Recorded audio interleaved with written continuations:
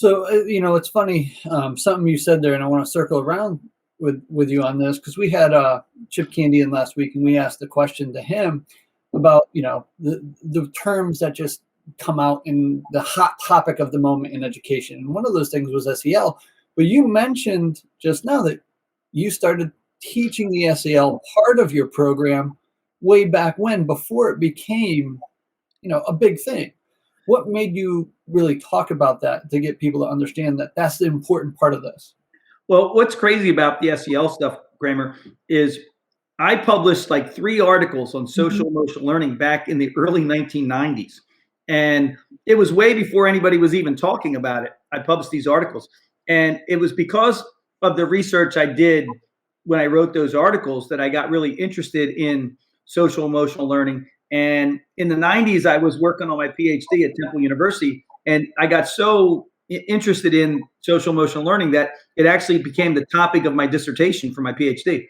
And that's what I studied. I studied how kids learn their social emotional skills through play, whether it's cooperative, competitive, or if they're playing by themselves. So I studied that. So that was the early 90s, and nobody was really talking much about social emotional learning. The big thing at the time that was kind of PE was kind of caught up in was this curriculum integration. I mean, we still have that, and people still get caught up on it a lot. And I'll comment on that in just a moment. But at the time, everybody was trying to incorporate or integrate math into PE, science into PE, social studies into PE, and it was a big thing, and that's what everybody was doing. And I was doing it too. I mean, I was doing math and science and all that, and I wrote articles about that stuff. But the social emotional learning I saw as something that was way more valuable and useful, and I saw a way better response from the kids when we focused on the social emotional learning, the cooperation, the empathy, the self-control, stuff like that. I saw, great response from the kids in activities where we focused on that stuff. They got a kick out of them, and they really liked them, and they were learning some good stuff from it. But curriculum integration all through the 90s was the big thing, and then it kind of died out, but then it's come back. Through between like 2010 or 11, it was a big thing again. So everybody's into that again. The thing about the curriculum integration is we did a little bit of it in the 80s. We did a lot of it in the 90s. We kind of died out a little bit. Then it's come back again. People are still talking about it. The thing about it is, I think we made a mistake back when I started teaching in the early 80s. From that point on, people were always talking about it, but I think we made a mistake in that we were trying to justify the importance of physical education by incorporating other curriculum stuff into our PE program, math, science, reading, whatever. And we said, okay, if we can show that we're teaching reading, we're teaching science, we're teaching math at the same time we're doing physical activity, then they're going to love us. They're going to throw money at us. They're going to increase our budgets. PE is going to be important again, and all that crap. And that never happened. So we made a mistake. We shouldn't have been trying to integrate PE. I'm sorry. We shouldn't have been trying to integrate curricular activities, or whatever you want to call them, into PE. We should have been trying to get the classroom teachers to integrate physical activity into their classroom. That's where we made a mistake. We should have been pushing physical activity on them, and they should have been using it instead of us trying to use their spelling list and their reading, stuff and their math problems and all that. So we did it backwards. It's funny you say that, Curt, because that's one of the things I just mentioned. We just did. You probably have seen it going around.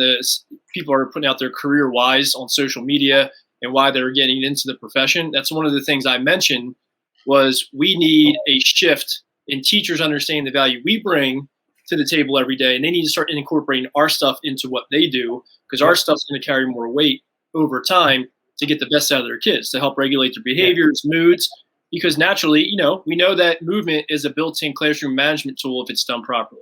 Yeah. Like if you can have two third grade teachers teaching math at the same time in side-by-side rooms, and you're both using the same textbook or whatever it is they use, okay?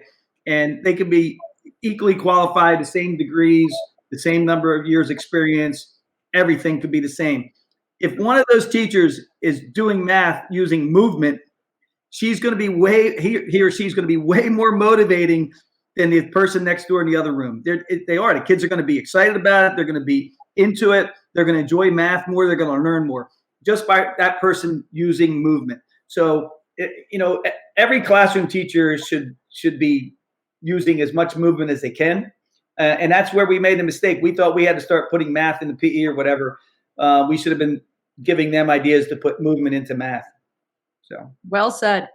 So now to kind of, I'm going to go back just a little bit with you, and again bringing up that SEL part. So would you say when you developed your Dr. Recess model, was it more to kind of mold SEL and into the recess games, because we know that a ton of learning happens on the playground, and that's where people I kind of think miss the value of recess. But as part of the recess, the Dr. Recess model, I